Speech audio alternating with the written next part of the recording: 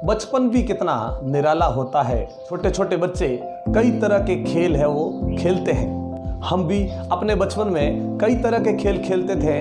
उनमें से ही एक खेल है सांप सीढ़ी।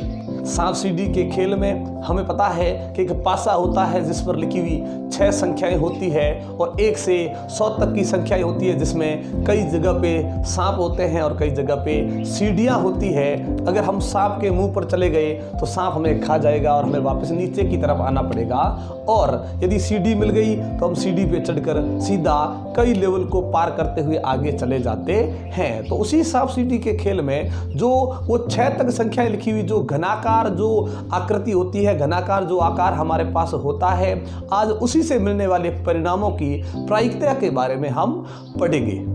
तो नमस्कार दोस्तों, एक बार फिर से आप सबका बहुत बहुत स्वागत है हमारे YouTube channel easy math bye जीवन शर्मा में। दोस्तों, आज का अपना जो चैप्टर है वो कक्षा 10वीं के लिए बहुत ही ज़्यादा है इंपॉर्टेंट, और आज हम पढ़ेंगे प्रायिकता, वो भी पासे से संबंधित। यदि एक पासे को एक बार फेंका जाए या फिर 2 पासों को एक साथ उछाला जाए तो वहाँ हमें कौन कौन से परिणाम मिलेंगे और उनकी क्या प्रायिकता होगी, वो हम आज के चैप्टर में पढ़ेंगे। तो चलिए बढ़ते हैं आज के इस महत्वपूर्ण चैप्टर की तरफ और मिलते हैं वीडियो के अंत में।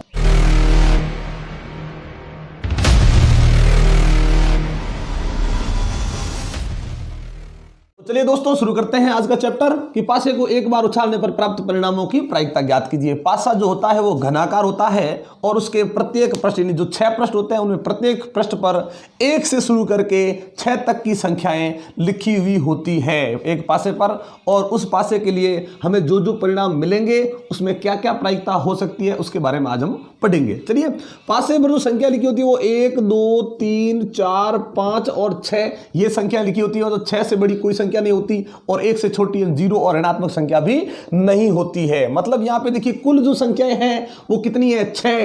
तो यानी पासे के लिए ध्यान रखें, जब भी हम एक पासा काम में ले रहे हैं, एक पासे को उछाल रहे हैं, तो वहां पे ध्यान रखें कि जो कुल जो परिणाम होंगे वो फिक्स है, कितने हो जाएंगे, 6। यानी इस प्रकार से कोई भी आपका अगर प्रश्न आता है, इसमें आपको पासे की बात दे रखी है कि एक पासे को एक बार फेंका गया, एक बार उछाला गया है, तो उसके अंदर कुल जो परिणाम है वो 6 ही रहेगा। चलिए, कुल परिणाम तो ये हो गए, और इनके अंदर जो परिणाम मिल रहे हैं उन पर आधारित कौन कौन से या किस प्रकार के प्रश्न हो सकते हैं, चलिए वो प्रश्न हम पढ़ते हैं। इस प्रश्नमाला का जो पहला प्रश्न है वो क्या है कि एक पासे को फेंकने पर 4 से बड़ा अंक आने की प्रायिकता। तो चलिए, एक पासे को फेंकना है, केवल एक ही पासा है और इसे एक बार ही फेंकना है, तो हमें क्या क्या परिणाम मिल सकते हैं। तो सबसे पहले हमें पता है कि भाई ये जो परिणाम है वो हमें मिल सकते हैं। तो सबसे पहले आपको यही लिखना है कि इसके अंदर कुल जो परिणाम है वो कितने हैं। तो कुल परिणाम 6। हमने जो यहाँ पे 6 लिखा है वो ये 6 नहीं है, ध्यान रखें दोस्तों। ये जो संख्या हमने गिनी है ना, भाई कि एक संख्या ये हो गई, फिर एक संख्या ये हो गई, इस प्रकार से 6 संख्याएं हैं, वही 6 हमने यहाँ लिखा है। आपको ये नहीं मानना है कि ये 6 हमने लिख दिया, ये 6 हमने नहीं लिखा, ये संख्या 6 है इसलिए हमने कुल परिणाम कितना लिख दिया, 6। अभी बोल रहे देखो 4 से बड़ा अंक, ध्यान रखें दोस्तों, 4 से बड़े जो भी अंक है वो देखने हैं, केवल 4 से बड़ा अंक, ठीक है। तो 4 से बड़े अंक कौन कौन से हैं, 4 से बड़े बोले हैं तो केवल 5 और 6 ही मिलेंगे, 1, 2, 3, 4 कुछ भी नहीं मिलेगा। ध्यान रखिएगा दोस्तों, ये हो गया 4 से बड़े अंक। तो 4 से बड़े अंक जैसे लिए हमने बताइए, इसके लिए हमें क्या बताना पड़ेगा कि जो चीज हमें प्रश्न में पूछी गई है उसके अनुकूल जो परिणाम है वो कितने हैं, बस यही करना है। जो इसने पूछा है उसके हिसाब से अनुकूल परिणाम है कितने, तो वो है 2। ये रे 5 और 6 2 संख्या है, ये उसके मिल गए अनुकूल परिणाम। अब देखिए 4 से बड़े अंकों की प्रायिकता, यानी उस पासे को जैसे ही फेंका हमने उस पर 4 से जो बड़ा अंक आ सकता है उसकी जो हमें प्रायिकता पूछी है, उसके लिए आप क्या करेंगे कि भाई ये जो पूछा उसके लिए अनुकूल परिणाम कितने मिले, 2। कौन कौन से 2, 5 और 6 2 संख्या होगी ना, इसलिए 2 लिख दिया। बट्टा के नीचे क्या लिखें, कुल जो परिणाम है वो हमेशा बट्टा के नीचे आएगा। 2 और 6 को जैसे ही काटा, 2 एकम 2, 2 3 6, मतलब 4 से बड़े अंकों की जो प्रायिकता है, 4 से बड़े अंक आने की जो प्रायिकता है वो हो गई 1/3। लेकिन दोस्तों, अगर इसी प्रश्न में यह पूछा जाता कि 4 से बड़ा अंक नहीं आने की प्रायिकता, अब ध्यान सुनिएगा, अगर ऐसा पूछ लिया जाए 4 से बड़ा अंक नहीं आने की प्रायिकता, अगर ये पूछ लिया जाता तो प्रायिकता क्या बनती। अब देखिए 4 से बड़ा अंक नहीं होना चाहिए। अब ज्यादातर बच्चे क्या करते हैं कि भाई 4 से बड़ा अंक नहीं होना चाहिए, तो वो क्या करते हैं 4 से छोटे लिख देते हैं, 3, 2 और 1, मतलब कितनी संख्या हो गई 3। लेकिन वो आपका गलत हो जाएगा, क्योंकि यहां पे ध्यान से सुनिए इस प्रश्न को, 4 से बड़ा अंक नहीं, यानी जो 4 से बड़ा है वो नहीं होना चाहिए, मतलब 5 और 6 नहीं होना चाहिए, मतलब ये 4 होना चाहिए, क्योंकि इसमें ये थोड़ी बोला है कि 4 भी नहीं होना चाहिए और 4 से बड़ा भी नहीं होना चाहिए। ये बोला कि 4 से बड़ा अंक नहीं होना चाहिए, तो 4 से बड़ा अंक नहीं मतलब 5 और 6 नहीं होने चाहिए, लेकिन 1, 2, 3, 4 ये चारों ही अंक होंगे। ध्यान रखें दोस्तों, ऐसा नहीं करना है कि भी 4 से बड़ा अंक नहीं कि ये 3 ले लिए, नहीं, हमें ये चारों लेने हैं और 4 से बड़ा अंक नहीं लेना है। तो कितने आ जाएंगे अंक, कितने हो जाएंगे 4, और कुल परिणाम है 6। दोनों को काट दिया 2 के पहाड़े से, 2 दूनी 4, 2 तिये 6। और एक बात हम जानते हैं कि जैसे यहां पूछा 4 से बड़े अंक होने की प्रायिकता, यहां पूछा 4 से बड़ा अंक नहीं होने की प्रायिकता, एक ही घटना के होने और उसी घटना के वापस नहीं होने की प्रायिकताओं को यदि जोड़ दिया जाए तो कितना आता है 1। वो हम अपनी पिछली वीडियो में है वो पढ़ चुके हैं। इसी प्रकार से अगर ऐसा पूछ लिया जाए कि इसी में से, क्योंकि इसी में किसी भी प्रकार के प्रश्न है वो आ सकते हैं, अब आपको ध्यान से समझना चाहिए। जैसे यहां पूछ लिया जाए कि भाई एक पासे को एक बार फेंका गया है तो सम संख्या आने की प्रायिकता बताइए, सम संख्या आने की। इसमें सम कौन कौन सी है, 2, 4 और 6, यानी जो 2 के पहाड़े में आती है वो सम होती है। सम कितनी संख्या है 3, ये रही 2, ये 4 और 6, 3 संख्या हो गई। और बट्टा के नीचे हमेशा कुल आएगा, क्योंकि कुल संख्या कितनी है 6। जैसे ही 3 के पहाड़े से काटा, 3 एकम 3, 3 दूनी 6, ये हो जाएगी सम संख्या आने की प्रायिकता। इसी प्रकार से यदि पूछ लिया जाए कि भाई विषम संख्या आने की प्रायिकता बताइए, विषम संख्या, विषम कौन कौन सी, 1, 2 नहीं है, वापस 3, 4 नहीं है, वापस 5 तो 6 नहीं है, ये भी कितनी 3, यानी यहां भी हो गई 3/6, जैसे ही काटा 1/2। लेकिन अगर यहां पे हमें सम और विषम के स्थान पर अभाज्य संख्याएं पूछ ली जाए, और ज्यादातर ये पूछा भी जाता है दोस्तों, क्योंकि बच्चे इसमें ज्यादा कंफ्यूज हो जाते हैं कि जैसे ही अभाज्य पूछा, अभाज्य में ज्यादातर बच्चे क्या समझते हैं कि भाई जो किसी के पहाड़े में नहीं आता वो अभाज्य होती है, सही है, ठीक है, लेकिन जिस संख्या के कोई गुणनखंड नहीं किए जा सकते वो अभाज्य होती है, जो किसी के पहाड़े में नहीं आती वो अभाज्य होती है। लेकिन ये जो पहली संख्या है 1, उसे कभी भी अभाज्य में शामिल नहीं करना है, क्योंकि वो अभाज्य या फिर जैसे भाज्य, भाज्य को कहते हैं संयुक्त संख्या, यानी जो अभाज्य नहीं होती वो सभी संख्याएं कैसी होती है, संयुक्त या भाज्य होती है।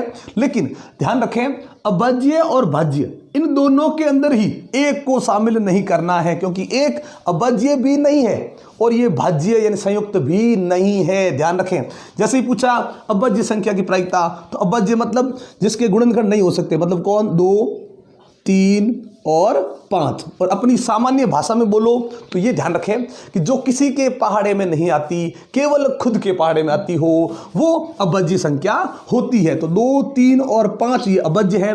ये देखिए 4 खुद के पहाड़े में मिल रहा है, खुद से छोटा पहाड़ा है किसका, 2 का और 3 का, उसमें से 2 के पहाड़े में भी 4 मिल रहा है। 6 2 के पहाड़े में मिल रहा है, 3 के पहाड़े में मिल रहा है, यानी ये अभाज्य नहीं, ये कैसी संख्याएं हैं, संयुक्त या भाज्य संख्याएं हैं। लेकिन एक को भाज्य अभाज्य दोनों में शामिल नहीं करना है। सम विषम पूछा जाए तो एक को विषम में शामिल करना है, लेकिन एक भाज्य अभाज्य में नहीं होगा। तो चलिए अभाज्य संख्याओं की जैसे ही प्रायिकता पूछी, ये 2, ये 3 और ये 5, कितनी संख्या होगी 3 बट्टा में 6, काट दिया 1/2।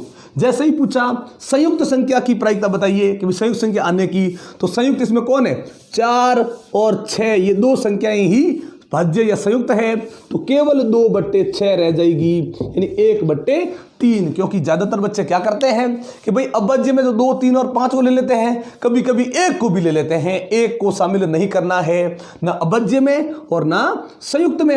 अब इसी प्रकार से अगर एक पासे के स्थान पर 2 पासे हो तो वो प्रश्न कैसे करेंगे, पढ़ते हैं उन प्रश्नों की तरफ। अब पढ़ते हैं कि पासे को यदि 2 बार उछाला जाए या फिर 2 पासों को एक साथ उछाला जाए, दोनों ही कंडीशन एक, ध्यान रखें कि अगर एक पासे को 2 बार फेंक देते हैं या 2 पासों को एक साथ फेंक देते हैं तो जो परिणाम मिलेंगे वो एक जैसे परिणाम ही हमें मिलेंगे। चलिए इसलिए और इस पर आधारित हम 8वां प्रश्न करेंगे कि भाई एक पासे को 2 बार उछाला जाता है। अब यहां पे ये होती है दिक्कत कि भाई एक पासे को फेंका तो यहां पे हमने क्या देखा, 6 परिणाम हमें प्राप्त हो गए। 2 पासों को फेंकेंगे तो पहले तो ये देखना पड़ेगा कि इसमें हमें कुल परिणाम कितने मिलेंगे। अब कुल परिणाम कैसे ज्ञात करें, अब देखिए ध्यान से सुनिएगा दोस्तों कि भाई इससे पहले हम जो सिक्कों पर आधारित जो प्रश्न लेकर आए थे उसमें हमने आपको बताया था कि एक सिक्के को फेंकेंगे 2 परिणाम मिलेंगे, एक हेड और एक टेल। लेकिन जैसे ही 2 सिक्कों को एक साथ फेंका या एक सिक्के को 2 बार फेंका तो हमने आपको वहां बताया था कि प्रत्येक सिक्के के 2 पहलू होते हैं तो दूसरे सिक्के के भी 2 पहलू होते हैं। 2 और 2 इन दोनों का जो गुणा होता है वही वहां पे कुल परिणाम होते हैं। तो यहां पे कुल परिणाम कैसे मिलेंगे, पहले पासे पर 6 संख्याएं, दूसरे पासे पर भी 6 संख्याएं, दोनों का जो गुणा होगा वही कुल परिणाम, यानी कुल परिणाम कितने मिलेंगे यहाँ पे 36। और वो 36 परिणाम कैसे ज्ञात करें, उसके लिए हम बनाते हैं एक सारणी जिसमें हम ये 36 के 36 जो परिणाम है वो आराम से दर्शा सकते हैं। तो चलिए बनाते हैं सारणी जो हमें इस प्रकार से प्राप्त हो चुकी है। चलिए ये देखिए हमें दो पासे है ना, तो पासा नंबर 1 इस तरफ इसकी संख्याएं हैं कितनी 6, ये पासा नंबर 2 ये इसकी रह गई 6 संख्या। अब सोचिए अगर 2 पासों को जैसे ही हम फेंकेंगे तो हमें पता है कि भाई पहले पासे पर कोई ना कोई नंबर तो मिलेगा, दूसरा जो पासा होगा उस पर भी हमें कुछ न कुछ यानी कोई ना कोई संख्या मिलेगी और उन दोनों की जो संख्याएं होंगी वही हमारा एक परिणाम होगा। ये जरूर ध्यान रखें दोस्तों, ये नहीं करना है कि इस पहले पासे का जो नंबर आया वो अलग परिणाम में रखा, दूसरे पासे पे आया वो अलग परिणाम में रखा, नहीं, आपको उन दोनों को एक ही परिणाम मानना है। चलिए कैसे करेंगे, भी मान लीजिए दोनों को फेंक दिया, अब पहले पे एक आ सकता है भी एक उसके अंदर होता है, दूसरा फेंकेंगे उसके अंदर भी एक आ सकता है। चलिए मतलब एक आ गया, दोनों पे एक, यानी पहले पासे का भी एक और वापस दूसरे पासे का भी एक, यानी देखिए ऊपर से एक इस तरफ से भी एक, 1,1 ये अपना एक परिणाम मिल गया। इस प्रकार से हमें 36 परिणाम मिलेंगे। करते हैं शुरू, यहां से देखिए ऊपर वाले से आ गया 2, इस तरफ से वापस 1, यानी आपने क्या किया है, इस पासे को अगर नंबर 1 माना है और तो इसको नंबर 2 माना गया है तो हमेशा इसका परिणाम पहले फिर इसका वो अपना एक परिणाम मिल जाएगा। तो 3,1 ऊपर से मिल गया हमें 5 और इस तरफ से मिल गया 6, वापस ऊपर से भी 6 और इस तरफ से भी 6। इस प्रकार से हमारी ये सारणी हो गई कंप्लीट और हमें ये 36 परिणाम मिल गए। हमें ये एक पासे का जो अकेला परिणाम है वो नहीं लेना है, ये भी नहीं लेना है, ये इन दोनों के जो मिलकर जो 36 परिणाम मिले हैं उनमें से लेकर हमें जो प्रश्न पूछा जाए उसका हम आराम से जवाब दे सकते हैं। चलिए क्या पूछा गया इसके अंदर, इसकी क्या प्रायिकता है कि संख्याओं का योग, जो दोनों पासों पे जो नंबर मिले हैं उन नंबर का जो योग है वो 9 है। ये पहला प्रश्न है, योग 9 है, ऐसा हमें परिणाम ढूंढना है जिसमें से जैसे ही हम संख्याओं को दोनों को जोड़ते हैं जोड़ 9 मिल जाए, वो कौन कौन से परिणाम है। देखिए यहां पे करते हैं भी कौन कौन से परिणाम में 9 मिलता है। यहां पे देखिए 6,3 इन दोनों का जोड़ करेंगे 9 आएगा, 5,4 जोड़ेंगे 9, 4,5 जोड़ेंगे 9, 3,6 जैसे ही जोड़ेंगे 9, यानी ये पक्का ये तय है कि जो भी आपको योग पूछा जाएगा आप एक बार उसको जो वहां पे जहां पे मिल गया वो वापस आपको इसमें तिरछे रूप में ढूंढना है। इस प्रकार से ढूंढेंगे वो हमें योग है वो समान योग जो 9 है या 10 है जो भी 8 है जो मिलना है वो मिल जाएगा। जैसे मान लीजिए यहां पर पूछा जाए कि योग 6 होना चाहिए, तो यहां देखिए 5 और 1 कितने हो गए 6, तो वापस आपको इस तरफ भी जाना है, देखो 4 और 2 6, 3 और 3 6, 2 और 4 6, 1 और 5 6, इस प्रकार से हमें वो परिणाम मिल जाएंगे। तो यहां पे देखिए क्या पूछा है पहले में कि भाई योग 9 वाले परिणाम पहले ढूंढ लीजिए कितने हैं या कौन से हैं। चलिए सबसे पहले हम ढूंढते हैं, योग 9 करना है, वो सब परिणाम हमें ढूंढने हैं। तो कौन कौन से परिणाम है वो, तो सबसे पहला परिणाम वो है 6,3, तो चलिए ये लिख देते हैं 6,3। फिर देखिए कौन सा है 5,4, तो ये लिख देते हैं 5,4। फिर देखिए 4,5, तो वो लिख देते हैं 4,5। और फिर यहां पे आते हैं, ये अंतिम हो गया 3,6। और कोई परिणाम ऐसा नहीं है जहां पे उन दोनों संख्याओं का योग 9 बढ़ता हो, ऐसा हमें और कोई नहीं मिल रहा है ना। तो यही हो गए परिणाम। कितने परिणाम हो गए, तो ये ध्यान रखिए दोस्तों, अनुकूल परिणाम लिखेंगे यहां पे, अनुकूल परिणाम, यानी जो प्रश्न में पूछा गया था, जिसकी हमें प्रायिकता पूछी गई थी, उसके हिसाब से कितने परिणाम, तो 1 2 3 और 4, ये मिल गए 4 परिणाम। करते हैं इनकी प्रायिकता, योग 9 आने की प्रायिकता। अब प्रायिकता करेंगे, क्या प्रायिकता हो जाएगी, तो जो आपको अनुकूल परिणाम मिला है वो ऊपर, जो आपको कुल परिणाम मिले, कुल कितने हैं दोस्तों, यहाँ पे 6 नहीं लिखना है, 36 कुल परिणाम यहाँ पे 36 है। दोनों को काट देंगे, कटता है तो काट लेंगे, सरल कर लेंगे। 4 एकम 4, 4 9 36, ये हो गया 1/9, यानी संख्याओं का योग, दोनों पासों पर आने वाली संख्याओं का योग जो 9 आएगा उसकी प्रायिकता 1/9 हो जाएगी। इस प्रकार से अगर आपको और भी इसमें कुछ पूछा जाए, जैसे मान लीजिए हमें ये पूछा कि भाई इसकी क्या प्रायिकता होगी कि जब दोनों पासों पर समान अंक आए। ध्यान रखें दोस्तों, समान अंक वाली अगर प्रायिकता पूछ ली जाए तो ये रहे समान, 1,1 2,2, ये 2 परिणाम, फिर 3, फिर 4, फिर 5 और 6, ये 6 ऐसे परिणाम हैं जिस पर दोनों ही पासों के नंबर कैसे हैं, एक जैसे, तो अनुकूल परिणाम हो जाएगा 6, कुल परिणाम 36 है ही, 6/36 काट दो, 1/6 हो जाएगा, वो हो जाएगी अपने क्या, भाई समान अंक आने की प्रायिकता। इस प्रकार से कुछ भी आपको पूछा जाए वो आराम से आप कर सकते हो। चलिए नंबर 2 में देखिए क्या लिखा है कि भाई यहां पे देखिए वापस संख्याओं का योग 13 है। अब देख ध्यान दीजिए, संख्याओं का जो योग है वो कितना है, योग 13 वाले अनुकूल परिणाम देखते हैं कौन कौन से हमें मिलते हैं। चलिए भाई योग 13 होना चाहिए। यहां पे देखते हैं कि भाई बड़ी से बड़ी संख्या कौन सी है, 6, इसमें भी बड़ी से बड़ी क्या है, 6, यानी 6 से बड़ा कोई नंबर है ही नहीं। यहां पे देखिए 6,6 योग करते हैं, इन दोनों का योग कितना हो जाएगा, 6 और 6 12। अब सोचिए योग 13 लाना है, लेकिन यहां पे देखिए दो संख्याओं का योग कहीं पे भी 13 नहीं मिल रहा है, क्योंकि ज्यादा से ज्यादा 6 ही है और 6 मिलकर कितना बन सकता है, 12। योग ज्यादा से ज्यादा 12 हो सकता है, लेकिन कहीं पे भी हमें योग 13 नहीं मिल रहा है। मतलब यहां पे अनुकूल परिणाम कितना रहेगा, 0। ध्यान रखें दोस्तों, जब आपको कोई ऐसी संख्या की या ऐसी चीज की प्रायिकता पूछ ली जाए जहां आपको यह लगता है कि यह नंबर इसके अंदर तो मिलेगा ही नहीं, वहां आपको अनुकूल परिणाम 0 रखना है और फिर करेंगे इसकी प्रायिकता। और वो जो हमें प्रायिकता मिलेगी उसके लिए हमने आपको बताया अनुकूल परिणाम ऊपर, कुल परिणाम नीचे।